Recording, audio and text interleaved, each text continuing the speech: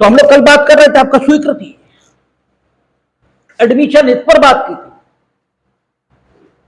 और पुराने अधिनियम की सेक्शन 17 और वर्तमान अधिनियम की धारा 15, इसकी सहायता से बात हुई थी। और इसकी सहायता से जब बात की थी तो एक बात उभर कर सामने आई थी कि स्वीकृति क्या है? एक कथन है। यह कथन किसी भी प्रकार से किया जा सकता है, यानी इसे करने के लिए अभिव्यक्ति का कोई तरीका यह इस्तेमाल हो सकता है। और अभिव्यक्ति के तरीके बोलकर, लिखकर, आचरण के माध्यम से, थ्रू कंडक्ट, या इलेक्ट्रॉनिक माध्यम, यह नया माध्यम है स्वयं को अभिव्यक्त करने का। अभिव्यक्ति का कोई माध्यम इसे इस्तेमाल में लाया जा सकता है। और अगर आप आचरण के माध्यम से स्वीकृति करते हैं तो संभव यह भी है कि वो धारा 8 में वहां भी सुसंगत हो जाए। लेकिन ऐसा भी हो सकता है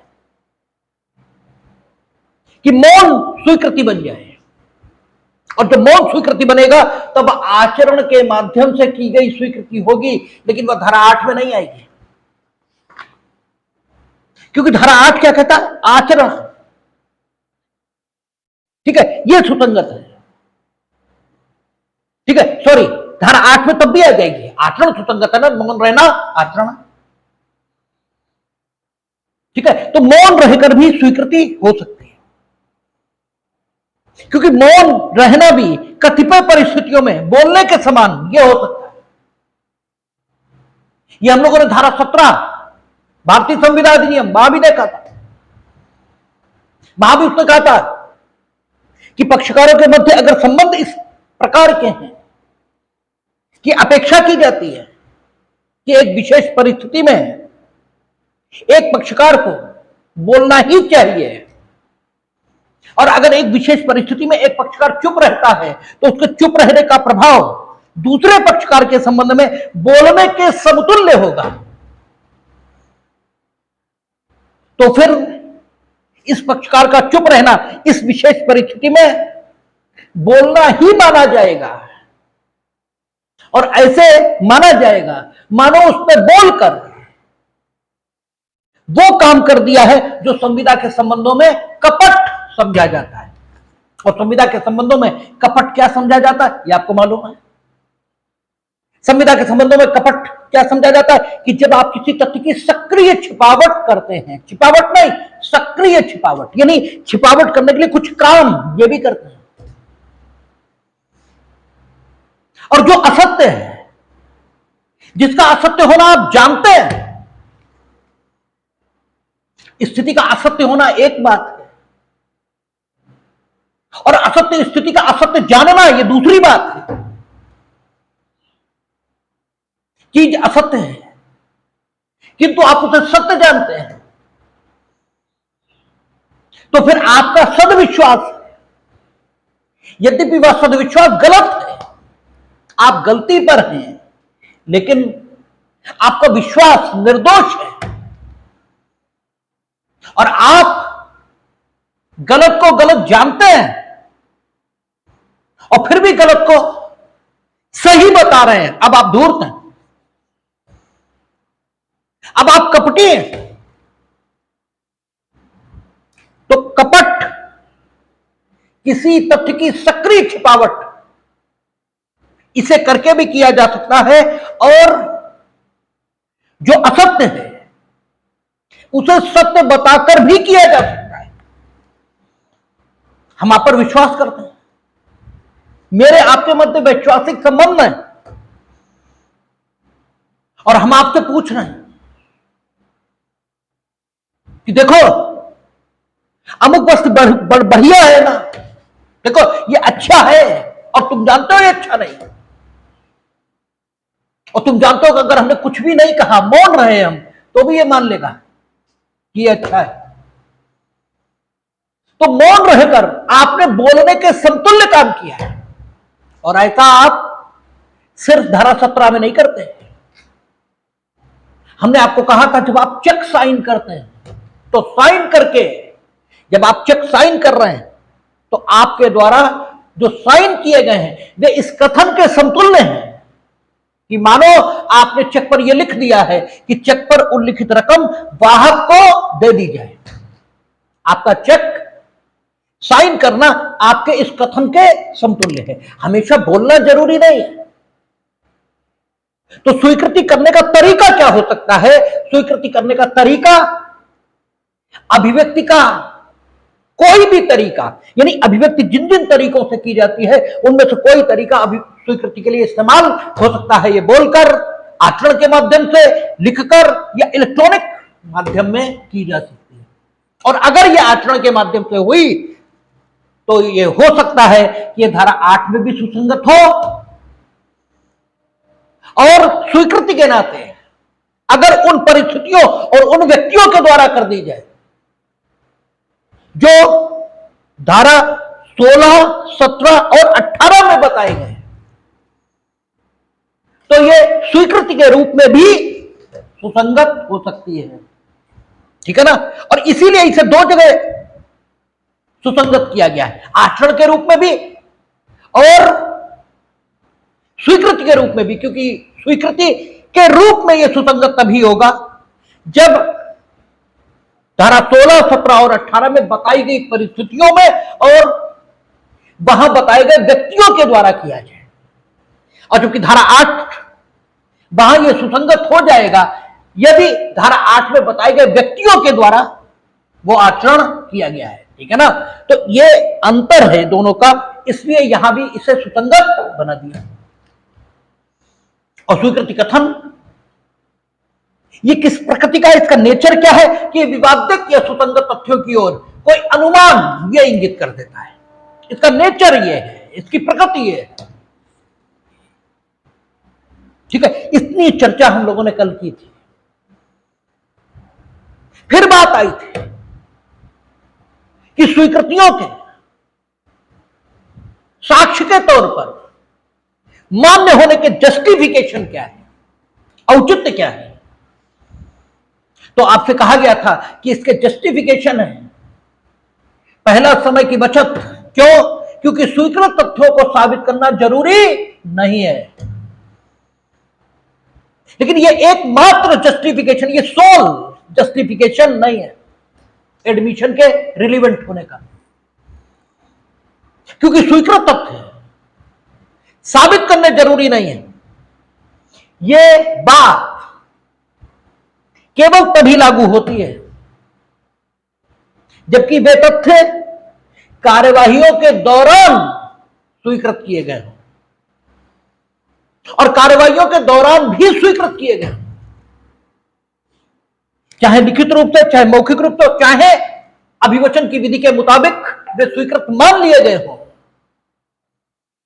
ठीक है ना? स्थिति कोई हो, इसके बाद भी न्यायालय संबंधित विषय का ऐसी स्वीकृतियों से अन्यथा साबित किया जाना अपेक्षित कर सकता है। इसलिए यह सोल कारण तो नहीं हो सकता, लेकिन यह एक कारण जरूर है। यह सोल कारण नहीं स्वीकृति के सुसंगत होने का। फिर कहा गया था कि स्वीकृति इसलिए भी सुसंगत होती है क्योंकि यह जो अनुमान इंगित करती है वह कथनकर्ता के हित के विरुद्ध होता है, इसलिए उसके सत्य होने की संभावना सर्वाधिक होती है। क्योंकि व्यक्ति जो सामान्य बुद्धि का है वह सामान्यतः अपने हित के विरुद्ध कथन नहीं करता। लेकिन फिर कहा गया था कि यह भी स्वीकृति के सुसंगत होने का सोल कारण नहीं है। क्यों? डेफिनेशन यह कहती है कि स्वीकृति अनुमान इंगित करती है, वह यह नहीं कहती कि स्वीकृति जो कथन स्वीकृति बनता है वह केवल तभी स्वीकृति होता है कानून की दृष्टि में जबकि वह कथनकर्ता के विरुद्ध अनुमान इंगित करे। ऐसा नहीं कहती डेफिनेशन। डेफिनेशन ये थोड़ी कहती है।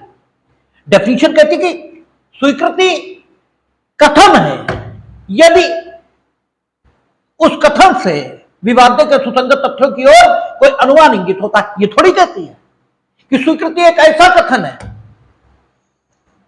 जो कथनकर्ता के, ठीक है, हित के विरुद्ध विवादक तथ्यों या सुसंगत तथ्यों के बारे में कोई अनुमान इंगित करे, ऐसी डेफिनेशन थोड़ी है। इसलिए ये भी एकमात्र कारण नहीं हो सकता। हां, ये ठीक है कि जब हम, ठीक है, इस बात को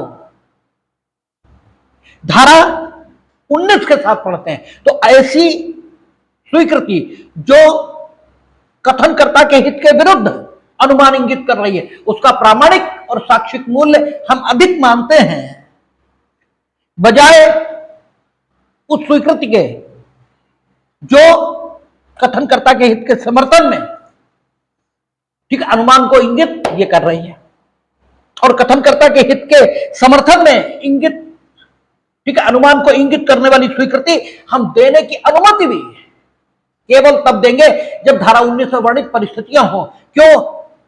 इसलिए क्योंकि ऐसी स्वीकृतियों के उन स्थितियों के अभाव में झूठे होने की संभावना बहुत अधिक रहेगी। वे परिस्थितियां ऐसी हैं, जब धारा 19 हम लोग पढ़ेंगे तो देखेंगे, जो इस स्वीकृति की सत्यता को सुनिश्चित करने में हमारी मदद ये करेगी। ठीक है, हम लोगों ने यह भी कहा था कि स्वीकृतियां सत्य का बहुत अच्छा सबूत है। इसलिए भी हम लोग स्वीकृतियों के साक्ष्य को सुसंगत मानते हैं। ठीक है ना? स्वीकृति कहां कहां की जा सकती है और स्थान के हिसाब से भी क्या स्वीकृति साक्षिक मूल्य के दृष्टिकोण से अधिक महत्व की और कम महत्व की होती हैं? यह प्रश्न कल छूटा था, यहीं पर बात छूटी थी कि स्वीकृतियां कहां कहां हो सकती हैं, कहां कहां की जा सकती हैं स्थान के दृष्टिकोण से, किन किन के द्वारा की जा सकती है, किन परिस्थितियों में की जा सकती है। इनके संबंध में तो स्पेशल सेक्शन ये बने हैं। कौन से सेक्शन? 16, 17 और 18। यद्यपि सामान्य तौर से कहें तो स्वीकृतियां वे भारतीय साक्ष्य अधिनियम में 15 से लेकर 25 तक वर्णित सब स्वीकृतियां हैं, क्योंकि जो संस्वीकृतियां वे भी तो अंततः स्वीकृतियां हैं। लेकिन फिर भी स्पेसिफिकली बात करें तो स्वीकृति किन परिस्थितियों और किन व्यक्तियों के द्वारा की जा सकती है, तो वो 16, 17 और 18 उसमें स्पेसिफिकली लिखा गया। लेकिन स्थान के संबंध में कोई चर्चा ये नहीं हुई है। 16, 17 और 18, 15 भी सिर्फ इतना ही कह रही कि स्वीकृति क्या है? एक ऐसा कथन जो अनुमान इंगित कर रहा है विवादित तथ्यों या सुसंगत तथ्यों के प्रति, और ये एतस्मिन् पश्चात वर्णित परिस्थितियों में, और अगर एतस्मिन् पश्चात वर्णित व्यक्तियों के द्वारा किया गया है और एतस्मिन् पश्चात वर्णित परिस्थितियां और एतस्मिन् पश्चात वर्णित व्यक्ति, ये 15 से 25 तक दिए गए। ठीक है ना? एतस्मिन् पश्चात उसने कहा, ये थोड़ी कहा 16, 17, 18, ये थोड़ी कहा। और कानून में किसी भी शब्द का प्रयोग अचानक नहीं होता। विधायिका हर शब्द का प्रयोग जानबूझकर कर रही है, यह माना जाएगा। निर्वचन का सिद्धांत यही है। इसलिए यह नहीं माना जा सकता कि संस्वीकृतियां स्वीकृति नहीं होती। संस्वीकृतियां स्वीकृतियां हैं, क्योंकि 15 डिफाइन कर रहा है स्वीकृति को। यानी प्रत्येक संस्वीकृति स्वीकृति होती है। इसे साबित करने के लिए जो पहला सबूत है, जो पहला तर्क है, वो कहां मौजूद है? धारा 15 उसी में मौजूद है। क्योंकि सेक्शन 15 ये कह रहा है कि स्वीकृतियां ऐसा लिखित या मौखिक कथन है जो एतस्मिन पश्चात वर्णित व्यक्तियों ने और एतस्मिन पश्चात वर्णित परिस्थितियों में किए हैं, और एतस्मिन पश्चात वर्णित परिस्थितियां और व्यक्ति ये 16 से 25 तक है। ठीक है, नए अधिनियम में,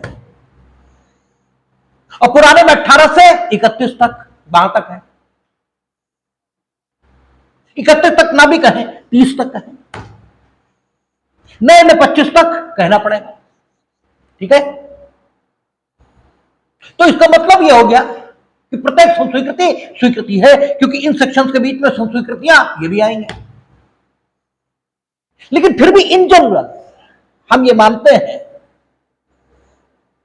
कि स्वीकृतियां, इनके बारे में चर्चा मुख्यतः 16, 17 और 18 में हुई है, जो भी आप मान लो।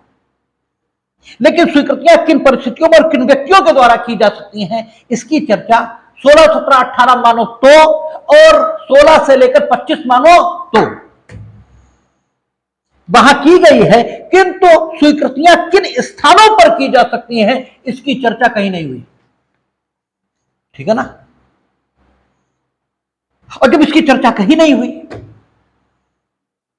इसका सीधा सा अर्थ यह निकलता है कि स्वीकृतियां कहीं भी की जा सकती हैं। ठीक है ना? क्योंकि कानून में जो मना है सिर्फ वही नहीं किया जाएगा, और कानून में जो मना नहीं है वो सब कुछ किया जाएगा। ठीक है ना? तो चूंकि स्थान के संबंध में कोई विशेष कथन ये स्वीकृतियों के अध्याय में मिलता ही नहीं, इसलिए स्वीकृति किसी भी स्थान पर की जा सकती है, किसी भी स्थान पर, मीनिंग देयर बाय न्यायालय में भी और न्यायालय के बाहर भी। ठीक है ना? दोनों जगह पर हो सकती है, न्यायालय में भी हो सकती है। ये तो धारा 58 पुराने अधिनियम की उसी से साबित है, क्योंकि स्वीकृत तथ्यों को साबित करना आवश्यक नहीं है, लेकिन तथ्य स्वीकृत कहां होने चाहिए? सुनवाई के समय पक्षकारों के द्वारा लिखित या मौखिक रूप से। ठीक है ना? या अभिवचन की विधियों के मुताबिक उनके, ठीक है, उनके कोई कथन यदि स्वीकृति मान लिए जाएंगे तो फिर उन कथनों में अंतर्निहित तथ्यों को फिर से साबित करना जरूरी नहीं होगा। यदि न्यायालय चाहे तो बात दीगर रहेगी। इसका मतलब स्वीकृति का एक स्थान यह न्यायालय हो गया, और स्वीकृति का, ठीक है, अन्य स्थान आउट ऑफ द कोर्ट ये हो गया। इसका मतलब स्वीकृति हर जगह की जा सकती है, और संस्वीकृति अंततः स्वीकृति है। इसका मतलब यह हुआ कि संस्वीकृति अर्थात जिसे अंग्रेजी में कन्फेशन ये कहते हैं, और स्वीकृति जिसे अंग्रेजी में एडमिशन ये कहते हैं, ये न्यायालय में भी की जा सकती है और न्यायालय के बाहर भी ये की जा सकती है। अब सवाल यह है कि स्थान के दृष्टिकोण से स्वीकृतियां जो कि न्यायालय के भीतर की गई, और यह ध्यान रखेंगे कि संस्वीकृति स्वीकृति है, इसलिए संस्वीकृति यह स्वीकृति है, इसे बार बार बोलना अनावश्यक है। एक बार में ही बात कंप्लीट है कि स्वीकृति जो न्यायालय में की गई और स्वीकृति जो न्यायालय के बाहर की गई, इन दोनों के बीच कोई फर्क ये तो होना चाहिए। तो फर्क डेफिनेशन के पॉइंट ऑफ व्यू से तो हो नहीं सकता, क्योंकि स्वीकृति की डेफिनेशन स्वयं विधायिका ने दे दी, और जो कुछ विधायिका ने दे दिया उसमें परिवर्तन करने की स्थिति हम लोग तो बहुत छोटे लोग हैं, माननीय उच्चतम न्यायालय जिसका प्राधिकार बहुत बड़ा है उनमें भी नहीं है। ठीक है, क्योंकि विधायन के क्षेत्र में विधायिका सर्वोच्च है। ठीक है, उस पर कोई सीमा नहीं, या यूं कहें तो उस पर सीमा है तो सिर्फ कॉन्स्टिट्यूशन की, और वो सब पर है, चाहे वो न्यायालय हो, चाहे हम हो, चाहे सरकार हो, चाहे विधायिका कोई हो। ठीक है, तो जो सब पर है उसकी चर्चा ये तो होगी नहीं। बोला तो यही जाएगा कि विधायन के क्षेत्रों में विधायिका सर्वोच्च। तो विधायिका ने स्वयं जब स्वीकृति को परिभाषित कर दिया और सिर्फ एक ही बार परिभाषित किया, न्यायालय में की गई स्वीकृति की कोई अलग डेफिनेशन उसने दी हो, अब न्यायालय से अलग यानी न्यायिकेतर संस्वीकृति या स्वीकृति की कोई अलग डेफिनेशन उसने दी हो, ऐसा तो है नहीं। डेफिनेशन तो एक ही है। तो विधायिका के द्वारा कृत कार्य में हम कोई हस्तक्षेप ये कर ही नहीं सकते। इसका सीधा सा अर्थ यह हो गया कि न्यायालय के भीतर की गई स्वीकृति और न्यायालय के बाहर की गई स्वीकृति में परिभाषा के दृष्टिकोण से कोई फर्क नहीं हो सकता। उसकी परिभाषा यही रहेगी कि वो कथन जिसे स्वीकृति के रूप में रखा गया है, स्वीकृति की मान्यता तभी प्राप्त करेगा जब वह विवादित या सुसंगत तथ्यों के बारे में कोई अनुमान इंगित कर दे, और वह एतस्मिन् पश्चात वर्णित परिस्थितियों में और एतस्मिन् पश्चात वर्णित व्यक्तियों के द्वारा किया जाना चाहिए। इसमें तो कोई फर्क हो नहीं सकता। लेकिन फिर भी न्यायालय प्राधिकार में बड़ा है, इसलिए नहीं बल्कि इसलिए कि न्यायालय की प्रक्रिया ऐसी होती है कि वहां की गई स्वीकृति स्वतंत्र होने की संभावनाएं ये बहुत ज्यादा होंगी। इसलिए क्योंकि न्यायालय की प्रक्रिया क्या है, न्यायालय में उसका वकील खड़ा होगा, ठीक है ना, जो स्वीकृति कर रहा होगा, ठीक है, उसका वकील खड़ा होगा, क्योंकि न्यायालय में तो पक्षकार ही स्वीकृति करेंगे या पक्षकारों के, क्योंकि सेक्शन 58 के तो पक्षकार या उनके अभिकर्ता, ठीक है, तो पक्षकारों के तो वकील खड़े होंगे, और वकील जो कथन किए जा रहे हैं उनकी प्रकृति को और अधिकारों पर उनका जो प्रभाव होगा उसको समझने में भली भांति समर्थ है, और उसके बाद भी वो स्वीकृति की जा रही है। कोर्ट ओपन है, जो कहेंगे वही लिख जाएगा, उसमें भी कोई परिवर्तन संभव नहीं होगा। तो वो स्वीकृति चूंकि स्वतंत्र होने की संभावना सर्वाधिक है, हम लोगों के साथ बड़ी दिक्कत यह है क्योंकि हम लोग बेसिकली बड़ों जो तथाकथित पावरफुल लोग होते हैं उन्हें हम लोग बड़ा कहना शुरू कर देते हैं और उनसे दबना फालतू में शुरू कर देते हैं। हम न्यायालय के पक्ष में इसलिए नहीं कि न्यायालय के प्रति हमारे मन में बड़ा सम्मान है, ऐसा कतई नहीं है। हम न्यायालय से डरते हैं। हम में से अधिकांश की स्थिति यही है। वही रियलिस्टिकों की बात कर रहे हैं, यथार्थवादियों की। तो लुंडस्टेट कहता है कि तुमने जो विधि और व्यवस्था निर्मित की है ये क्या इसलिए कि न्याय सबको मिले, ना आवश्यकता के कारण निर्मित की है। ठीक है, आवश्यकता है आत्मसंरक्षण की, ठीक है, आवश्यकता है व्यवस्था की, आवश्यकता है शांति की, इसलिए तुमने सारी व्यवस्था निर्मित की है। इसलिए नहीं कि न्याय हो सबके साथ, न्याय व्याय तो कुछ होता ही नहीं। तो ऐसे ही है, हम लोग न्यायालय में किए गए कार्य इसे सही मानते हो इसलिए उसके प्रति कोई श्रद्धा आस्था न्यायालय के प्रति रखते हो, ऐसी बात नहीं। हम लोग न्यायालय डरते हैं, लेकिन सही बात यही है, सही बात यही है कि न्यायालय की प्रक्रिया ऐसी होती है कि वहां जो काम किया जाएगा उस काम के फेयर होने की संभावना सर्वाधिक होती है, वहां गड़बड़ होने की संभावना बहुत कम होती है, क्योंकि दोनों पक्षों के वकील खड़े होते हैं। ठीक है, और जो कुछ वहां होता है वो सब कुछ खुला होता है। न्यायालय चाहे सिविल हो और चाहे दंडिक, दोनों ओपन होंगे, ठीक है ना। न्यायालय खुला होगा, और ये कहां लिखा है? सीआरपीसी और सीपीसी दोनों में लिखा है। इसलिए न्यायालयों में किए गए काम शुद्ध होते हैं। इसलिए वह स्वीकृति जो न्यायालय में की जाएगी उसका साक्षिक मूल्य उस स्वीकृति की अपेक्षा ज्यादा होता है जो न्यायालय के बाहर की जाती है। न्यायालय के बाहर जो स्वीकृति की जाती है उसे हम क्या बोलते हैं? न्यायिकेतर, एक्स्ट्रा जुडिशियल अंग्रेजी में। और जो न्यायालय में की जाती है उसे हम क्या बोलते हैं? जुडिशियल। वो न्यायालय के भीतर हो रही है। यह न्यायिक स्वीकृति या संस्वीकृति, क्योंकि संस्वीकृति भी स्वीकृति है। अब चूंकि न्यायालय में भी आपके किसी प्रियजन को बंदी बनाकर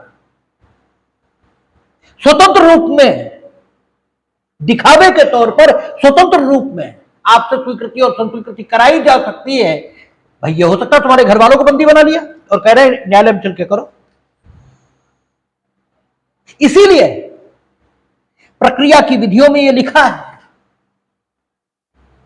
कि न्यायालय ऐसी स्वीकृति के अलावा भी तथ्यों का साबित किया जाना अन्य साक्ष्य के माध्यम से अपेक्षित कर सकता है। न्यायालय बाध्य नहीं है कि ऐसी स्वीकृति के आधार पर वो काम जरूर करे, क्योंकि संभावनाएं, क्योंकि जो दिखता है वो भी झूठ हो सकता है। इसलिए दिखने मात्र के आधार पर हम किसी बात पर विश्वास नहीं कर सकते। जो सिर्फ दिख रहा है वो हमेशा सच होगा, इसकी कोई गारंटी नहीं। इसलिए प्रोबेटिव वैल्यू के पॉइंट ऑफ व्यू से, साक्षिक मूल्य के पॉइंट ऑफ व्यू से, प्रमाणक मूल्य के पॉइंट ऑफ व्यू से ये सारे शब्द समानार्थी हैं। इन दृष्टिकोणों से वह स्वीकृति जो न्यायालय में की गई अधिक मूल्यवान है,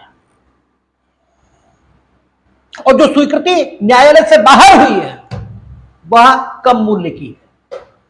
यद्यपि दोनों स्वीकृतियां विवादक और सुसंगत तथ्यों की ओर अनुमान ही इंगित करेंगी, दोनों, ठीक है ना। लेकिन एक अनुमान ऐसा हो सकता है जो हमने कहा था कि संभावना में से भी व्यक्त होती है, और संभावना माइट इससे भी व्यक्त होती है, ठीक है। It may rain, it might rain, ठीक है ना। लेकिन जब माइट का प्रयोग होता है संभावना व्यक्त करने के लिए तो वो नियर अबाउट रियलिटी होती है। बादल घटाटोप है, अंधेरा छाया हुआ है, ठीक है। पानी बरसने से पूर्व की सभी स्थितियां लगभग पूरी हैं। अब संभावना लगभग निश्चितता के स्तर की है, हम माइट का प्रयोग करेंगे। और जब संभावना ही है तो मे का प्रयोग। तो मे और माइट ऐसे ही है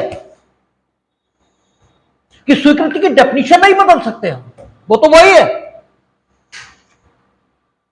कि विवादित या सुसंगत तथ्यों की ओर अनुमान इंगित करती है। लेकिन फिर भी न्यायालय में की गई स्वीकृति अधिक मूल्य की हो सकती है। इससे जो अनुमान इंगित होगा वो इस स्तर का भी हो सकता है कि न्यायालय इस स्वीकृति को पक्षकारों के अधिकारों के न्याय निर्णय का आधार यह बना दे। लेकिन जो न्यायिकेतर होगी उस स्वीकृति को साबित करना पड़ेगा मीनिंग देयर बाय, यह साबित करना पड़ेगा कि संबंधित पक्षकार ने वह स्वीकृति की थी। यह साबित करना होगा उसने वह स्वीकृति की थी, मीनिंग देयर बाय यह साबित करना होगा कि इसने जो कुछ स्वीकृति की थी या स्वीकृति के रूप में जो कथन हम बता रहे हैं कि इसने किया था, ये इसने किया था अर्थात इसने अपनी मर्जी से किया था। इसने अपनी मर्जी से किया था, किसी असम्य कसर, बल, कपट आदि का प्रयोग इस पर नहीं किया गया था। यद्यपि संस्कृतियों के बारे में जो हम लोग चर्चा करेंगे तो कपट से कराई गई संस्कृति भी रिलीवेंट हो जाएगी, वो एक डिफरेंट टॉपिक है, यथास्थान डिस्कस करेंगे। ये साबित करना होगा न्यायालय में स्वीकृति हुई है, निश्चित तौर पर वो स्वतंत्र है। ठीक है, निश्चित तौर पर स्वतंत्र मीनिंग देयर भाई उसको स्वतंत्र होने की संभावना बहुत ज्यादा है। यद्यपि संभावना इस बात की भी है कि उसे जबरदस्ती करके कर दिया गया हो, ठीक है ना, विवश, लेकिन संभावना इस बात की है कि वो स्वतंत्र होगी। बाहर की गई है, अब साबित करना होगा कि वह स्वतंत्र है। स्वतंत्र है इसके लिए सबसे पहली बात तो यही है कि अपने विरुद्ध, ठीक है, अपने हित के विरुद्ध कोई कथन आप किसी से तभी करते हो जबकि वो आपका बहुत अच्छा मिलने वाला हो और साथ ही साथ कोई प्रेरणा आपके मन में होनी चाहिए। वो प्रेरणा भले ये हो कि इस, ठीक है, ये जो स्वीकृति हम जिस विषय के बारे में कर रहे हैं उस विषय से उत्पन्न जो दोष है उससे ही हमें बचा लेगा, ये प्रेरणा भी हो सकती है। ठीक है ना, क्योंकि इसकी पुलिस से दोस्ती है, हम स्वीकार करना है भाई हमने चोरी कर ली है, तो इस विषय से उत्पन्न जो दोष है यानी चोरी के लिए दंड, उससे ही हमें बचा लेगा, तब आप करेंगे।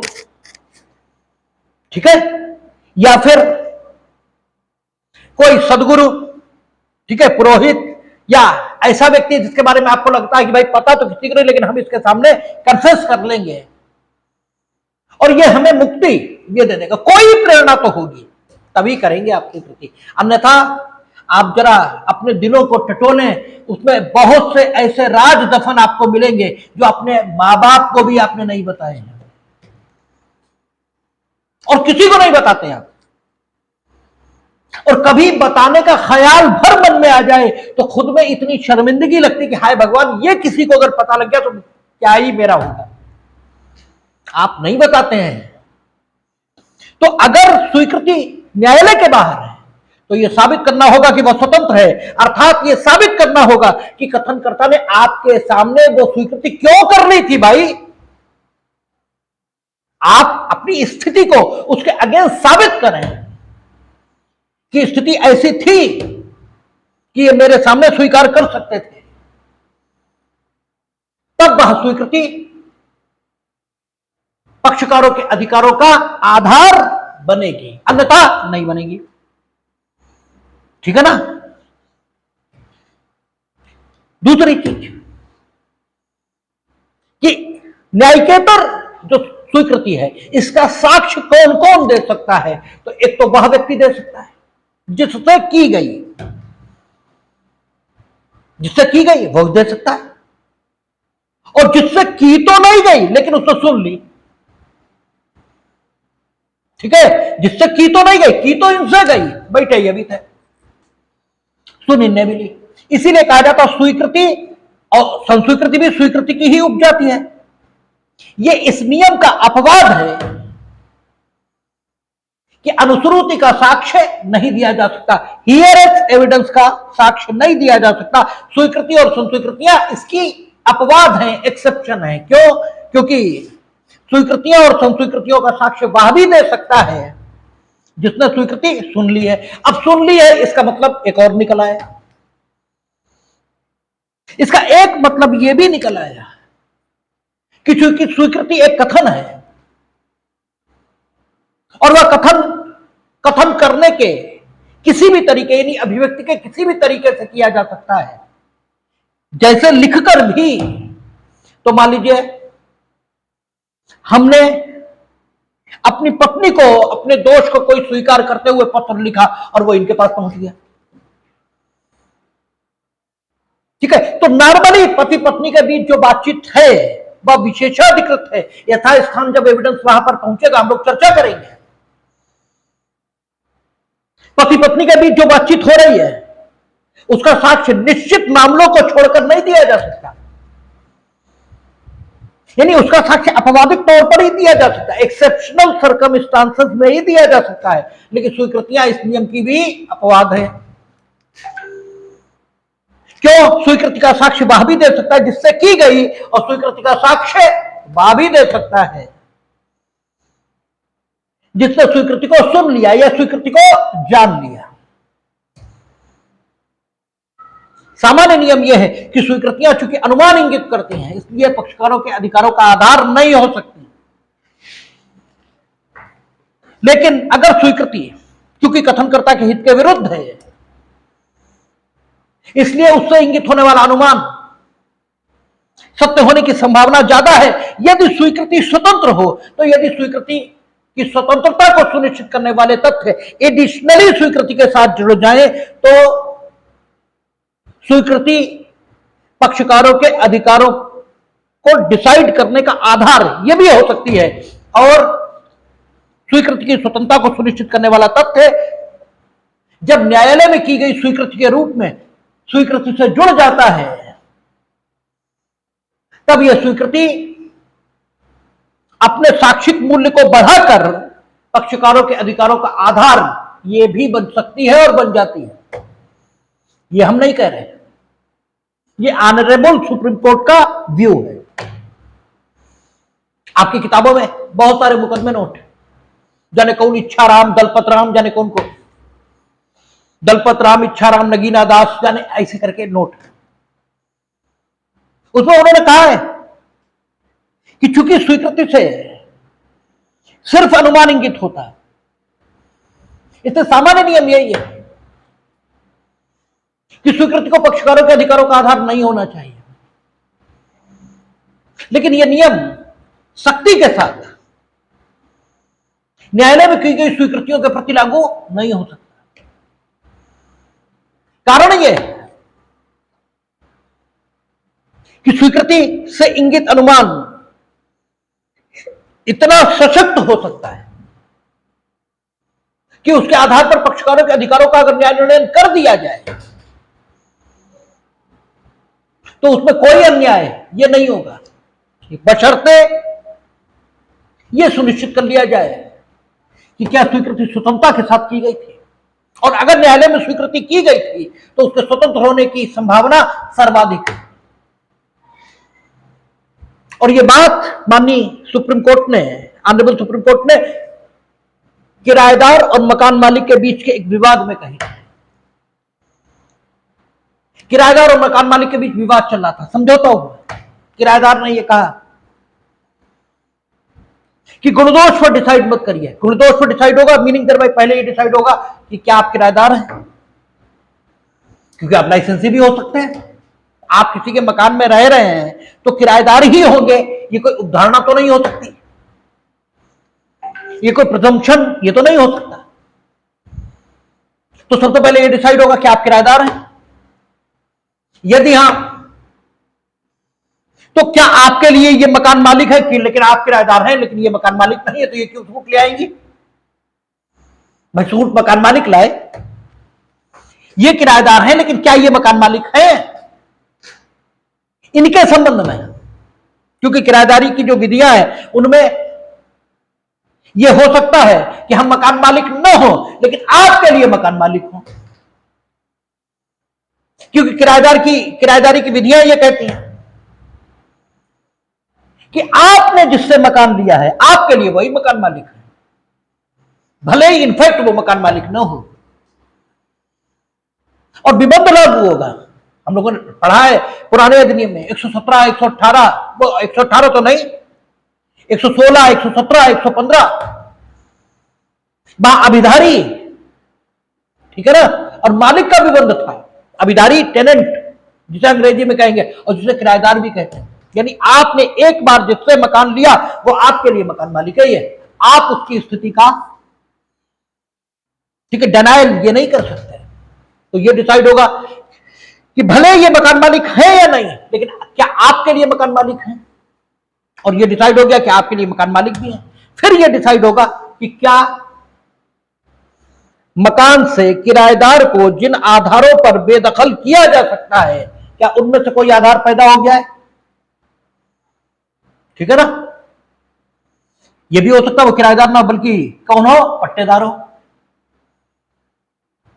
ठीक है, तो पट्टेदारी 6 महीने के नोटिस पर और 15 दिन के नोटिस पर खत्म की जा सकती, वर्षानुवर्षी या मासानुमासी। ठीक है, अगर निश्चित अवधि के तो निश्चित अवधि के बीतने के बाद, और निश्चित अवधि नहीं तो धारा 111 टीपी है, उसमें वर्णित आधार ये पैदा हो गए तो पट्टा खत्म होगा। यानी सब कुछ तय होने के बाद फिर ये कि क्या बेदखल होने के आधार पैदा हो गए ये तय होगा, तब गुणदोष पर डिसाइड होगा। किराएदार ने कहा कि गुणदोष पर डिसाइड मत करिए, हमें समय दिलवा दीजिए, इतने दिनों में हम खाली कर देंगे। न्यायालय ने दोनों पक्षों के समझौते के आधार पर, जो समझौते कहां हो सकते हैं, सीपीसी आदेश 23, आदेश 23 में हो सकते हैं समझौते, बस सीपीसी आदेश 23 नियम 3 ये था, समझौते हो सकते हो, समझौता डिग्री का भाग बन जाएगा। समझौता हो गया न्यायालय ने। अब उन्होंने, किराएदार महोदय ने समझौते का उल्लंघन कर दिया। ठीक है, अब डिग्री के निष्पादन की स्थिति आएगी, वो आदेश 21 के मुताबिक होगा। ठीक है ना?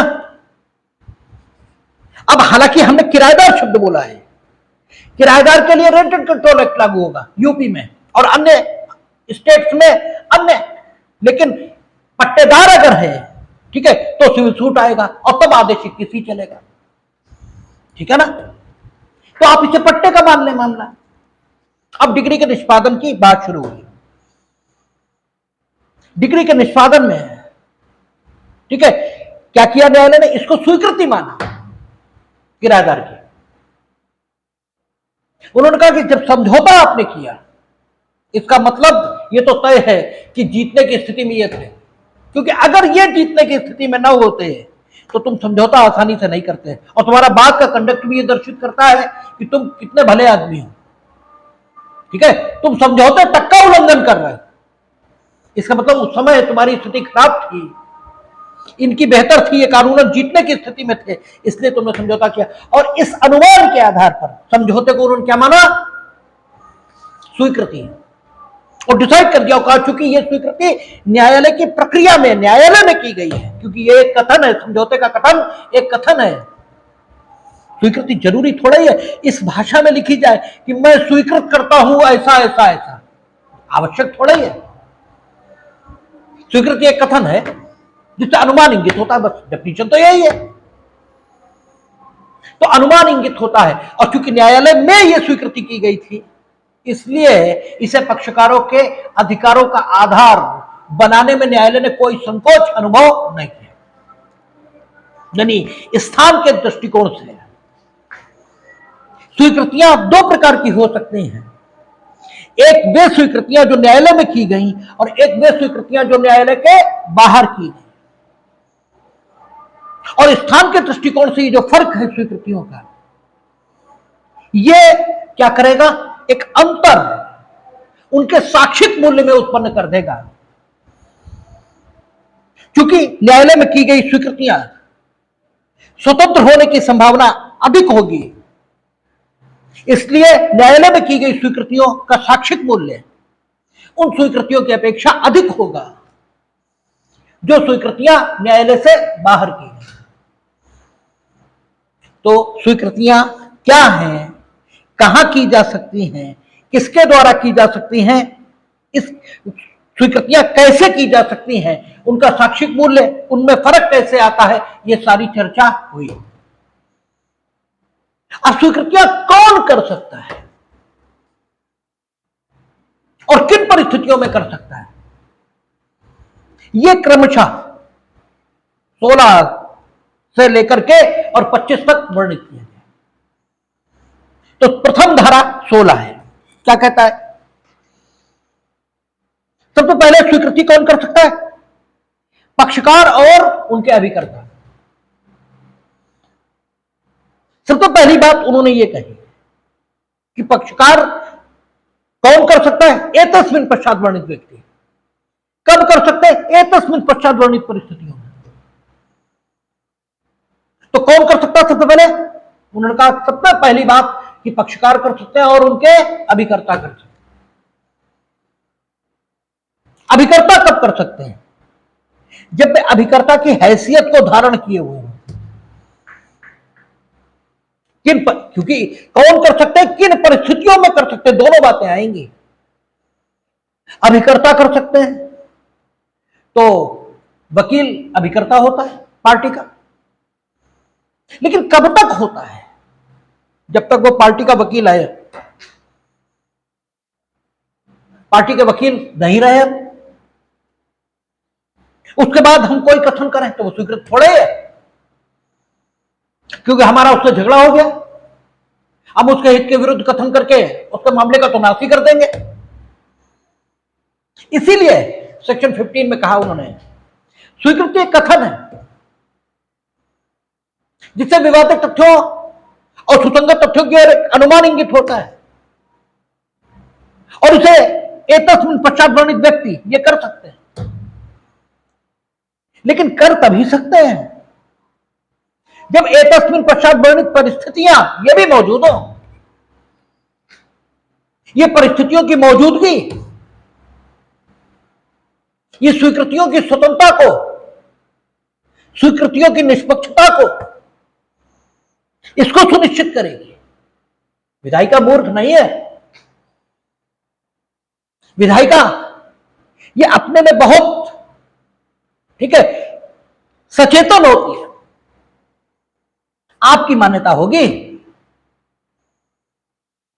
यह बीटेक टाइप लोगों की मान्यता होगी है कि विधायिका में अनपढ़ बैठे हुए हैं, ये बड़े पढ़े लिखे हैं। विधायिका जितनी बेहतर बात कहती है उतनी बेहतर बात कहना संभव ही नहीं है, कम से कम मानव के लिए संभव नहीं है। भगवान जी की बात और है। और ये हम लोग जो कानूनों का अर्थान्वयन करते हैं तो देखते हैं कि कानून में जो लिखा है उससे बेहतर लिखा ही नहीं जा सकता। उससे बेहतर सिर्फ जो ईश्वर का कलाम है वही हो सकता है, शेष नहीं हो सकता। और इसीलिए कानून को भी भगवान का दर्जा यह दिया है। हमने आपसे पहले भी चर्चा की कि वशिष्ठ कहते हैं कि सुनो भरत भावी प्रबल बिलखि कहो निनाद, हानि लाभ जीवन मरण यश अपयश विधि हाथ। तो विधि शब्द का प्रयोग भगवान के लिए भी हुआ है, उससे बेहतर बात ही नहीं हो सकती।